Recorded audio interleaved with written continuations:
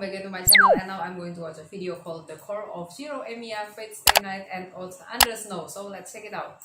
Something the majority of the Fate fandom can agree upon is that the main protagonist of FateStay Night, Shirou Emiya, is a very well done and beloved character. It helps that we have not one, not two, but three different stories to draw from just within the original visual novel in order to establish the main principles of the character involved. What I would like to posit here is that Shirou Emiya is fundamentally the same kind of person in all three routes of FateStay Night, as well as one additional story, Fate Kaleid Liner Oath Under Snow. This video will be an attempt to make my case. Now, quick disclaimer, I'm going to discuss spoilers at length for all three routes of FateStay Night, including the still-in-progress Heaven's Feel movie trilogy. I think it should also go without saying that I will be discussing spoilers for Oath Under Snow, and to a certain extent, Fate Zero. I'm not going to talk about Kaleid Liner on the whole. I don't really like the show, and my longest bits of exposure to it were the movie and manga versions of Oath Under Snow. That being said, let's dive in. If I had to put my finger on one trait that really defines Shirou Emiya, it's friction. The primary thing that all versions of the character, besides like the main Kaleid one, have in common is that in some way their primary conflict stems from how they interact with the world contrasted against their ideals and ambitions. This friction between dreams and reality is IMO, the most interesting thing about the character, and one of the best parts of the Fate series on the whole. A guideline that helped me when writing this video was setting up the four Shirous on a sort of alignment chart G and D style. What you see on screen is said chart. Basically, all I did here is swap lawful, chaotic, good, and evil on this chart with four concepts related to Shirou: selfless, selfish, dreamer, and realist. Here I have placed Dean Shirou as a selfish dreamer, Unlimited Bladework Shirou as a selfless dreamer, Heaven's Feel Shirou as a selfless realist, and Oath Under Snow Shirou as a selfish realist. Now, I should specify. All four versions of Shirou are in some capacity heroes, and even though I am using the term selfish to describe two of them, I don't mean that in the capacity that they refuse to help others. What I mean is that these characters prefer to help the people they're closest to above all else, rather than indiscriminately lending their aid to humanity on the whole. One way in which we can explore these placements is with how each version's use of the Unlimited Bladework spell is treated in their route. Let's go through them one by one, starting with Dean. Here, Unlimited Bladeworks is used only once, during Archer's last stand against Heracles, and Shirou never learns to do anything besides some very simple projection of Caliburn and Avalon, and, if you count filler, Concho and Bakia. Because of this, Shirou is forced to rely very heavily on Saber in battle and for moral support, and in falling in love with her, finds a selfish goal that he wants to pursue. He's forced to eventually leave this love behind, letting Saber disappear so she can destroy the Holy Grail, and after this, Shirou continues to pursue his original dream of becoming a hero for the entire world. Here, Unlimited Bladeworks is treated like a fleeting, unrealized dream, one that Shirou is far from earning by the end and that he'll have to discover the natural way like the Archer he saw in his war. The Unlimited Bladeworks route takes a different approach. In this story, Shirou is confronted head-on with the reality of what his dream will lead him to, but this happens in such a way that by the time he's forced to truly face his own demons at the hand of Archer, he has no one specific person he wants to fight for above anything else. True, this fight is technically to free Rin, but the stakes are ultimately far more personal than that. Shirou is quite literally confronted with the ideal version of himself that he's always dreamed of becoming, and because of this, he slowly unlocks exactly the kind of powers he needs to come into that eventual evolution. By the end of the series, he's gotten so skilled with his projection that when given a mana source greater than his own, he's even able to create the Unlimited Bladeworks marble using nothing but his own knowledge of its construction.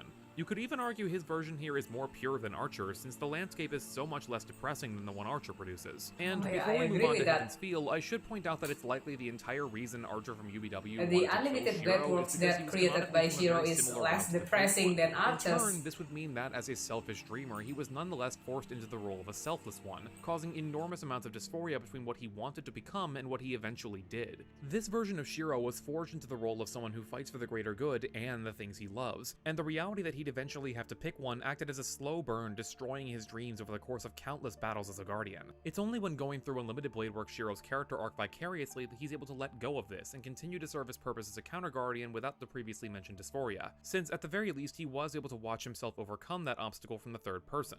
Anyway, as for Heaven's Feel, this version of Shirou isn't really ever granted proper use of the reality marble, at least not the way the previous one was. In this route, Shirou gains an extremely direct pathway to using it through Archer's arm, with the only condition being that he'll have to take his training very slowly so the arm won't overtake him. Shirou, being Shirou, doesn't listen to this and tries to use the arm in order to protect people around him multiple times over before he could ever do so safely. Between Nine Lives Bladeworks, projecting the Jewel Sword, fighting Saber Altar, and his final battle with Kirei, Shirou quickly exhausts his body's tolerance of the arm. Oh, it's a little bit spoiler from Heaven's Feel, I think. The thing is, though, despite having put himself in a situation he shouldn't have been able to survive, thanks to Ilya's sacrifice at the end, he's given a new body and, in a way, rewarded for his heroism. In this story, Shirou never manages to reach the ideal that his unlimited blade work self could, but despite all this, he does live a happy life. After all the fighting and pain is behind him, Shirou is able to reap the rewards of his choice to love Sakura. The thing is, Shirou may not have realized the full extent of being a hero, but he still undoubtedly played that role. While the story does use things like Sakura's backstory and Saber's transformation very well to illustrate the darker, far more personal ramifications and reveals associated with Shirou's decision to pick apart his own dream, in choosing only the pieces he wants from it, Shirou is still able to satisfy his desires to save others while protecting his loved ones. In other words, the choice's consequences are not very widespread, and at the end of the day, are possible to overcome. Sakura's pain was going to exist whether or not Shirou ever found out about it, and Saber Alter showed up before Shirou got Archer's arm. Despite individual losses, the things lost in Heaven's Feel are not crippling, and by the end of it, the one part of his body Shirou truly lost is returned to him, and stronger at that. I don't quite know if Shirou keeps Archer's arm once he gets his new body, or if his new one retains similar powers. This is from the Heaven's Feel 3 but trailer. regardless, that one physical consequence is made totally moot by the end. Heaven's Feel may go to some dark places, but the route itself has one of the happiest endings of any Fate series to date. Why is that? Well, I think it boils down to a commonality between the original 3 stories. Let's not mince words here. Shirou is a privileged kid. He is a victim of lifelong trauma, and he has lost a lot by the time we meet him in FateStay Night, but I mean, just look at everything he still has. Shirou has a beautiful house all to himself, a surrogate sister in Taiga, magical powers, plenty of money, practical life skills, a fit body, a job. I mean, I'm not saying he's got it made, but he is not going to be struggling in the short term. The desperation being involved an in Shirou's Emiya is actions difficult, always but has to be driven he's by still his pretty desires and lucky. ideals, because he is not hurting for his current circumstances. Most Fate fans I've talked to seem to like Shirou a lot, and if I had to put down a hypothesis for why, I'd say it's because the very nature of Stay Night demanded he be a well-developed character, because trying to drive him using something like the need to survive or get back home from a foreign world would not have worked with Shirou's backstory. So the solution the BN takes is giving him a big personality. This does, however, come with a drawback, because you can never truly explore the extent of a character's nature until you've seen them really get desperate. So, the question is, what happens when you change the groundwork of the story? What happens when you change the mythical call to adventure that gives you a chance to bond with your lifelong crush and romance an attractive blonde girl into a horrifying, foreign ritual that claimed the life of the girl you love after someone directly involved kidnapped the only family you had left? Well, you get Oath Under Snow.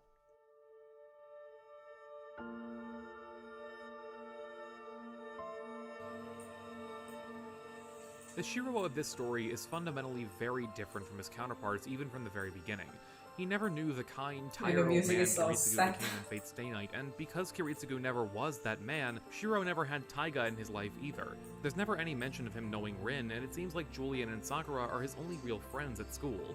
He lives a life of secrecy and falsehoods, ones that never get the legitimization of things like his father-son bond with Kiritsugu, and even that relationship is much, much colder. I think this version does, on some level, still want to be a hero, but that desire is pushed back and repressed in the wake of the sheer, overpowering, frigid loneliness he lives through every day. I think it's pretty telling that Shirou even takes a page or two out of Kirei's book when he starts thinking about how he'll fight in the war. Heroism may be at the core of who Shirou is, but without that heartwarming moment of reassurance to his father from Fate Zero, it becomes hard for that fleeting dream to ever really find a place in his heart. Stay Night Shirou's largest hurdle to overcome was never loneliness, it was weakness. Oath Under Snow Shirou, on the other hand, isn't weak. His powers with the Archer card, and even for a time without it, are one-to-one with his heroic spirit, so overcoming personal weakness doesn't work as his motivation here. This Shirou only wants one thing: to take hold of something he loves, acknowledge that it's real, and not lose it. I think it's situationally appropriate here that Oath Under Snow Shirou fills the same spot on my alignment chart as a chaotic evil character would. That isn't to say that he's chaotic evil, but much like a character with that alignment, in order to make his story believable, the very basics of who he is needed to change. The core of Shirou Emiya is his unshakable desire to become his ideal, so in order for a version to exist that would openly mock that ideal for the sake of a snappy one-liner, that core needs to be shaken. In much the same way that Stay Night Shirou and Kiritsugu are deconstructions of heroism, Oath Under Snow is a deconstruction of Shirou, and that fascinates me. Throughout the whole of this story, Shirou uses Archer's powers with no restraint. He looses every tool in his arsenal, every technique he's learned, every last semblance of the very same chill that formed him into who he is. Oath Under Snow Shirou is cold. He barely ever smiles in battle, and in doing so, hardly even lets himself show negative emotion, rocketed into the same emotional state as Archer in a tiny fraction of the time. Whereas Dean Shirou used Caliburn as a symbol of he and Saber's bond, Unlimited Blade Works Shirou used the marble with respect and admiration, and Heaven's Feel Shirou let his powers overwhelm him like a force of nature, Oath Under Snow Shirou uses his powers less like a weapon and more like a tool. His powers don't symbolize trust in Saber, or trust in his dream, or trust in Archer, but rather the fact that his isolation has driven him to using them without care or prejudice. He favors only the practical and never the sentimental, like deeming a goblet worse than a mug because the latter takes up less space. I think the most important reason why Shirou from Stay Night was able to achieve his dream in the end when Kiritsugu couldn't is because his exposure to heroism started with the man who saved him gently expressing his admiration of the idea. The fact that Shirou's dream came from a place of tender family memories and years of keeping his head in the clouds hardened his resolve enough that he was eventually able to endure the hardships that came from trying to achieve his ideals.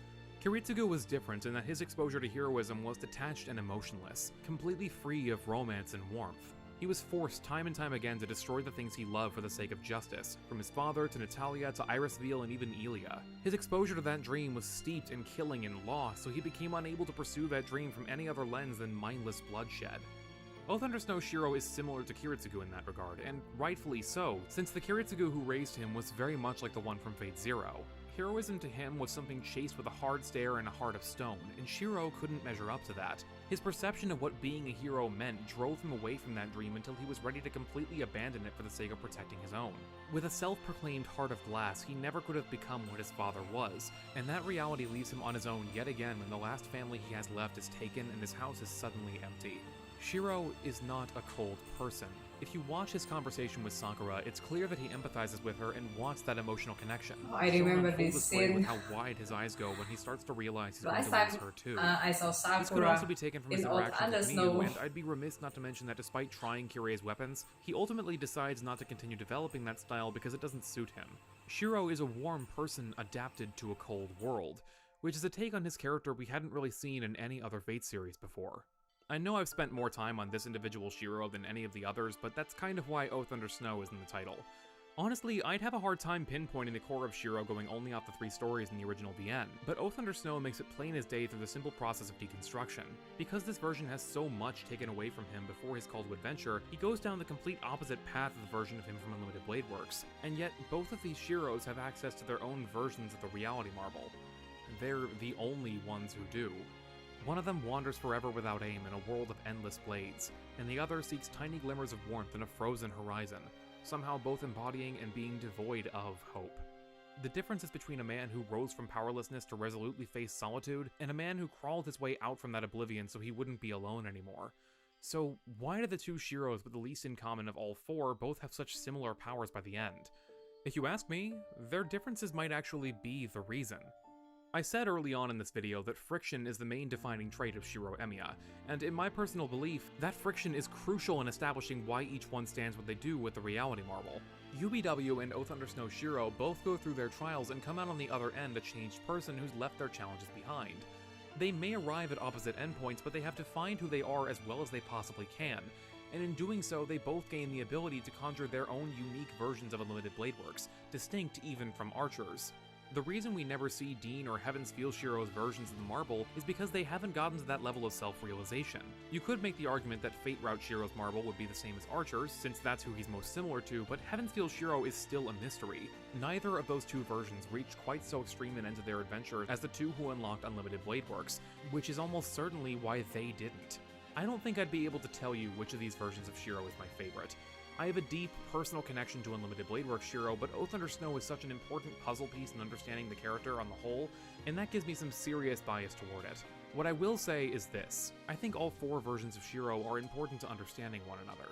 It's difficult to sympathize with Archer without knowing the life he led before Unlimited Blade Works. UBW Shirou is arguably the purest version of the character we have, Heaven's Feel shows us Shirou dipping his toe in the water when it comes to straying from his ideals, and Oath Under Snow picks him apart in such a thorough way that it shines a light on what all 3 other adaptations were trying to do. To be honest, I don't think I need a favorite, because despite their varying circumstances, I think they're all, at their core, the same person. Okay guys, so that's the end of this video, which is the core of Shirou Emiya, and it's a very informative and great video about Shirou's characters in each routes. And after watching this video, I think my favorite Shirou is either the Shirou in Heavensville or Shirou in Old Under Snow, especially Shirou in Old Under Snow or Shirou in Miu first, because basically deep down in human hearts, humans are selfish, and most people would rather save the people they love over the world. And I love this Shirou because he's being realistic and he has more human emotions than the Shirou in Unlimited Blade Works, because the Shirou in Unlimited Blade Works is just like an idealistic hero.